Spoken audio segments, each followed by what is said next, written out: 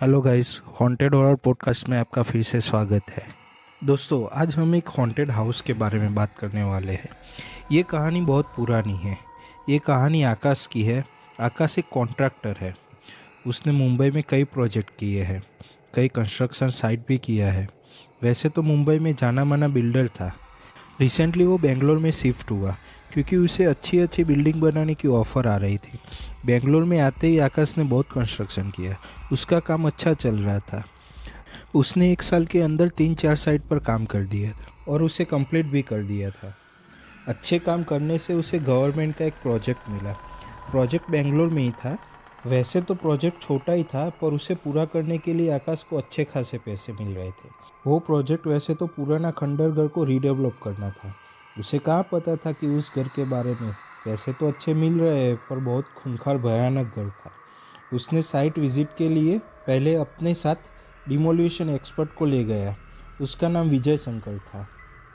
वो लोकल बेंगलोर का रहने वाला था, इसीलिए उसको ले जाना बेहतर समझा। जैसे ही आकाश ने अपनी गाड़ी उस घर के सामने ही आके खड़ी कर दी, विजय शंकर की आंखें बड़ी हो गई। आकाश ने विजय शंकर को आंख के इशारे से बताया कि यही घर है। तो विजय शंकर देखते ही घबरा गया। उसके पसीने छूटने लगे। आकाश ने उसे देखते ही पानी पिलाया और पूछा, क्या हुआ? विजय शंकर ने कहा, साहब, इस घर को टेरावेरा हाउस कहा जाता है और ये बहुत मामूली घर नहीं है, ये भूतिया घर है। आज तक इस घर के अंदर कोई गया ही नहीं और आप इस घर को तोड़कर नया बनाना चाहते हैं। ये घर बहुत खतरनाक है, इसके अंदर भूत रहता है।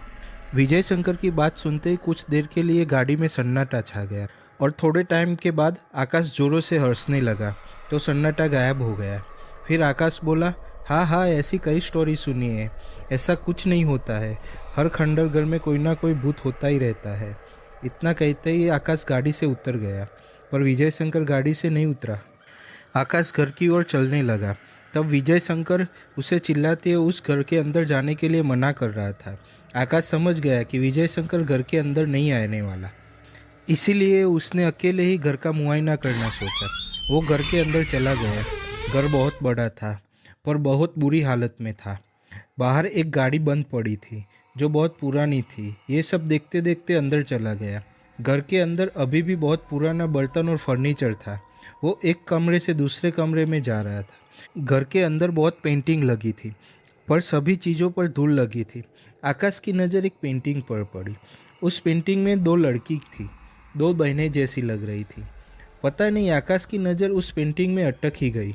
तभी उसे घर के अंदर से एक पियानो बजने की आवाज़ आई। आकाश चौंक गया। वो इधर उधर देखने लगा। उसे कोने में एक रूम देखा। उसका दरवाज़ा खुला था, जिसमें एक पियानो रखा हुआ था। वो वहाँ पे देखने गया, उतने में पियानो बजना बंद हो गया। वो वापस घूमा और दूर से उस पेंटिंग को वापस देखा और देखते ही वो बहुत बुरी हालत में घबरा गया था। उसने देखा पेंटिंग में 2 की जगह एक ही लड़की थी। वो कुछ सोचे उसके पहले कमरे से फिर से ज़ोरों से पियानो बजने की आवाज़ आई। वो रूम में गया और पियानो की साइड देखा तो पियानो की कीज दब रही थी, पर वो कीज को दबाने वाला कोई नहीं था। अब आकाश घबरा गया। वो जहाँ से आया था उसी दरवाजे के सामने भागने लगा। जैसे ही आकाश दरवाजे के पास में पहुंचा तो उसके आंखों के सामने दरवाज़ा ऑटोमेटिक बंद हो गया। आकाश घर के अंदर बंद हो गया। वो ज़ोर ज़ोर से चिल्लाने लगा और दरवाजे पर थपथपाने लगा। जैसे ही उसने दरवाज़ा थपथपाने लगा, उसके पीछे धीरे धीरे एक बड़ी काली परछाई आने लगी और वो अचानक ही बेहोश हो गया।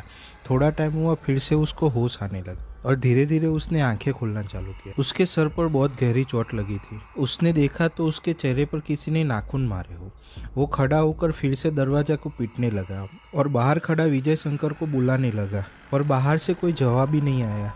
वो जल्दी से जल्दी बाहर जाना चाहता था। फिर उसने अपना दिमाग को शांत किया और बाहर निकलने की तरकीब सोचने लगा। उसको ऐसा लगा कि ऊपर वाले कमरे की खिड़की से वो बाहर निकल जाएगा। आकाश को ऊपर जाने का डर तो लग रहा था, पर उसके पास कोई रास्ता नहीं था। वो ऊपर जाने के लिए सीढ़ियाँ चढ़ने लगा तो उसके पीछे कोई काली परछाई गुजरी। आकाश ने पीछे मुड़कर देखा तो उसके पीछे कुछ नहीं था। आकाश फिर ऊपर चढ़ने लगा। जैसे जैसे वो ऊपर चढ़ रहा था वैसे वैसे किसी की रोने की आवाज़ सुन रही थी, पर उसने सब इग्नोर किया। वो डरते डरते फटाफट ऊपर चढ़ गया। जैसे ही ऊपर चढ़ा और सामने वाला रूम में ही उसके खिड़की देख गई। उसको रूम में घुसते हुए रूम के दरवाजे पर डॉल्सिस रूम लिखा हुआ दिखाई दिया। आकाश धीरे धीरे उस खिड़की के पास जाने लगा। तब उसे बहुत ही खराब स्मेल आने लगी। उसने उधर उधर देखने लगा। तब उसकी नज़र बेड पर गई। बेड पर किसी लड़की की लाश गिरी हुई थी। उस लाश का सर नहीं था। वो बहुत ही घबरा गया। वो उसका पैर हिला ही नहीं पा रहा था और अचानक कुछ घूमता घूमता उसके पैर के पास आ गया। उसने पैर की ओर देखा तो उस लाश का कटा हुआ सर पड़ा था।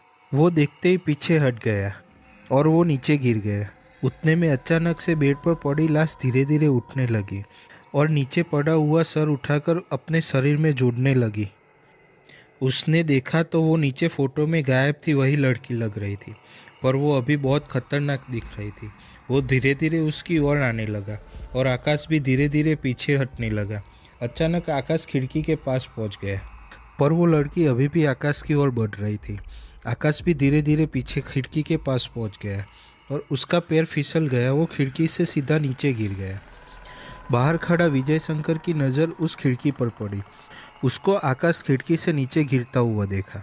उसने हिम्मत करके आकाश को बचाने के लिए घर में तो घुस गया और आकाश के पास जाकर उसने देखा तो आकाश के सर पर खून बह रहा था।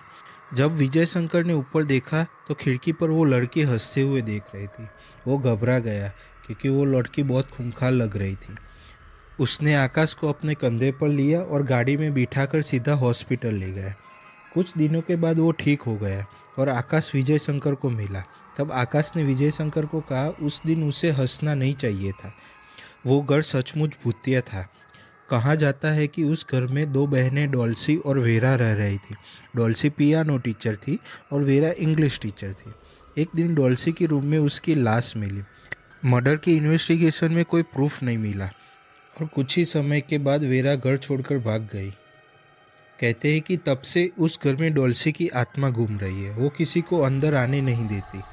उसके बाद आकाश की लाइफ ही पलट गई। इस कहानी के बारे में कई वीडियो और कहानियां हैं। ये एक सच्ची घटना है। इसके बारे में बहुत लोग नहीं जानते हैं, पर बाद में फाइनली 2014 में उसी घर को डिमोलेशन कर दिया। उसे टेरावेरा हाउस कहता थे, लेकिन आज भी लोग उस घर के सामने जाने से डर रहे हैं। ऐसी कई असली कहानियाँ लेके आएंगे जो बहुत खौफनाक है। इसके लिए आप हमारी चैनल को सब्सक्राइब करो और ऐसी कहानियाँ सुनते रहो। अगर आपके पास ऐसी कोई कहानियाँ और ऐसी कोई घटना आपके साथ जुड़ी हुई है तो आप लोगों तक पहुँचाना चाहते हो तो हमारा मेल आईडी पर भेज दीजिए। हमारा मेल आईडी है hauntedhorrorpodcast@gmail.com। और हाँ, चैनल सब्सक्राइब करना न भूलें।